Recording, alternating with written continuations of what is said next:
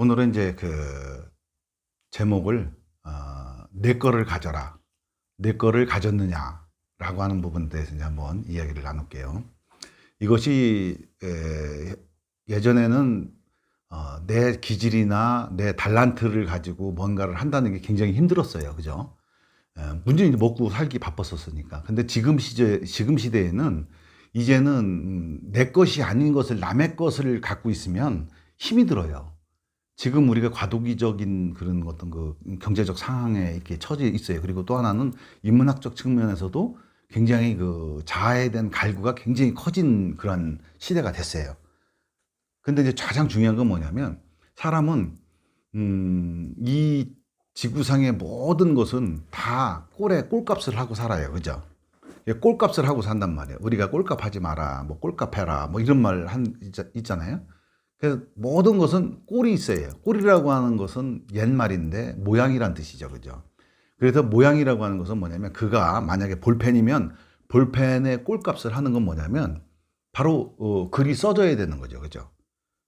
글이 안 써지면 볼펜은 볼펜으로서의 기능을 상실해요. 그죠? 꼴값을 못 하는 거예요. 휴대폰도 전화를 걸고 받아야 되는데 전화를 걸고 받지 못하면 휴대폰으로서의 가치를 잃어버리는 거예요. 그죠? 그렇기 때문에 각자의 고유한 모양이 있는 모든 것들은 각자의 꼴이 있는 거예요. 그죠? 우리가 연장통을 봐도 도라이바도 십자 도라이바, 뭐 일자 도라이바 다양하게 있어요. 그죠? 왜 그렇게 만들어 놨겠어요? 각자 하는 기능이 다르기 때문에 그렇게 만들어져 있는 거예요. 그죠? 그냥 각자 꼴값을 하고 살아야 되는 거예요. 근데 과연 우리 사람들은 내 꼴값은 무엇인가? 라고 하는 부분에 대해서 고민을 하신 분들은 많이 있어요.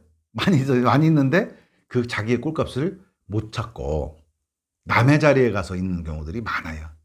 그러니까 내 꼴값대로 살면은 스트레스가 별로 없는데, 내 꼴값이 아닌 남의 꼴값을 내가 베껴갖고 쓰려고 하니 얼마나 괴롭겠어요. 그러니까 남의 자리에 가서 있으면 괴로운 거예요. 그래서 과연 내 꼴값을 어떻게 찾느냐 그래요. 그럼 이제 여러 가지 중에서 이렇게 한번 실험을 해보는 거예요.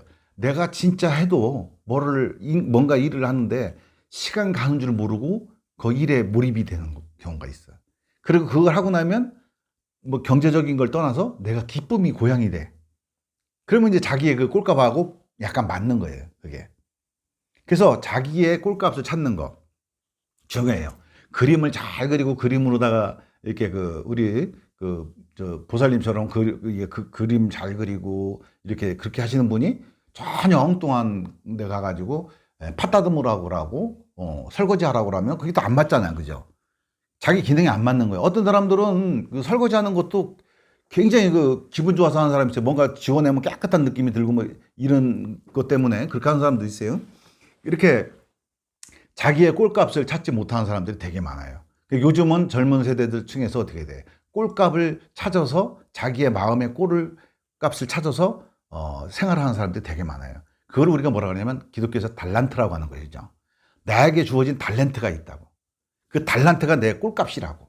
근데 내 달란트는 내 꼴값인데 내가 내 꼴을 모르니까 엉뚱한 거 하는 거예요. 그래서 스님이 늘 얘기하는 것 중에 하나가 뭐냐면, 대학에 종호소호 밟은 망식이란 말 있죠. 내가 좋아하는 걸 쫓아서 밥 먹는 것조차 잃어버리고 몰두한다, 이런 뜻이거든. 그러는 것은 우리가 어렸을 때 인간이 그렇게 노동만 하고 사는, 뭐 12시간 막 이렇게 막 노동만 하고 살라고 이렇게 디자인된 동물이 아니에요. 인간은 진짜 자기의 먹을 것 정도만 하면 되는데, 우리가 자꾸 비교심하고 비교하는 마음하고 또 남들보다 조금 앞서려고 하는 그런 마음 때문에 내 꼴값이 아닌데도 자꾸 남의 자리까지 영역을 넘보는 게 그런 마음 때문에 우리가 자꾸 더 모으려고 하는 거거든요, 사람들은. 그러니까 제일 중요한 게, 요즘 청소년들한테도 제일 중요한 게 뭐냐면, 우리가 사는 방식들에 대한 한번 점검을 해봐야 돼요, 어른들이.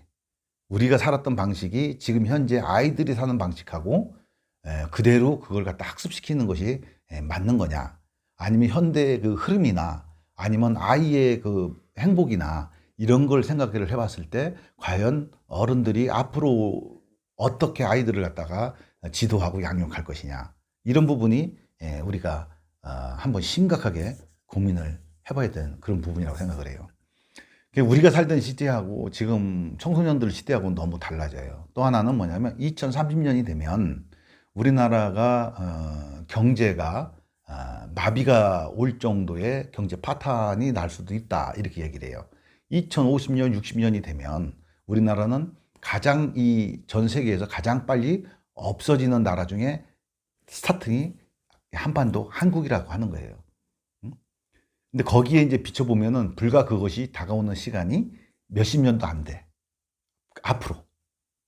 한 10년 후면은 전혀 또 다른 세상이 와. 그랬을 때 과연 우리가 어렸을 때, 우리가 어렸을 때는 시골에 전기도 안 들어왔던 시절에 살았었어요. 전기도 안 들어왔었어. 그런 시절에 살다가 갑자기 지금 100년도 안 되는 이 짧은 시기에 반세기가 딱 지난 시기에 이 엄청난 발전들을 했거든요. 그러다 보니까 우리가 그때의 양육을 부모들이 했던 양육 방식을 우리는 기억을 하고 있어요. 그러니까 우리 연령대쯤 되시는 50대, 60대쯤 되는 연령대쯤 되시는 분들이 또는 그 이하에 되시는 분들이 자기가 어렸던 시절에 그 양육을 받았던 방식대로 아이들을 양육을 했다가는 아이들을 망치는 꼴이 돼버리는 거예요. 그래서 시대가 어떻게 변하고 있고 또 이 시대에서 가장 내가 행복을 추구할 때, 인간이 행복을 추구할 때 가장 행복하게 살 수 있는 방법이 무엇인지에 대해서 고민을 해야 돼요. 이 고민은 그 뭐라 그럴까? 그 사치스러운 고민이 아니라 절대적인 고민이라고 하는 거죠. 이 고민을 안 해보고 이 세상을 살아간다는 것은, 막 살아간다는 것은 너무나 위험한 거예요, 사실은. 이것만큼 위험한 게 없어요. 왜? 내 자녀가 나중에 행복하냐 불행하냐가 결정이 거기에 달려 있고, 그 자녀에 또 자녀가 태어날 거 아니겠어요, 그죠? 그들의 모든 행복이 거기 지금 양육하는 부모의 가치관에 따라서 아이들이 그렇게 바뀔 수 있다는 사실을 알아야 돼요. 그럼 현재 사는 우리 부모들도 나이 60 넘어가고 은퇴를 하고, 이제 은퇴 시간도 점점 빨라질 거예요. 은퇴를 하고 나면 나머지 40년, 30년을 어떻게 살아갈 것인가에 대해서 고민을 해야 된단 말이에요. 그러면 지금쯤 우리는, 옛날에는 우리가 새마을 운동 하던 시절에 살았고, 그죠? 그렇게 막 부역이라고 하는데 할 때, 마을 사람들 부역할 때 부역하던 시절에 살아왔단 말이에요. 그렇기 때문에 우리가 생각하는 방식하고 앞으로 오는 생활의 방식하고 너무 달라. 그러니까 그때는 우리가 어떻게 해야 돼요? 무조건 일단은 먹고 살아야 되기 때문에 내가 좋아하는 학과를 간다기보다도 일단 빨리 나가서 돈 벌 수 있는 학과를 선택하고 가고 하는 것이 대부분이었단 말이에요. 그러니까 이제 2차, 우리가 이제 은퇴를 하시는 분들이나 이런 분들은 자기가 진짜 좋아하고 잘하고 만족스러운 일을 지금 직장 생활하면서 내 자리가 아닌 자리에 계신 분들은 빨리 다시 한번 생각을 해서 찾아봐야 된다.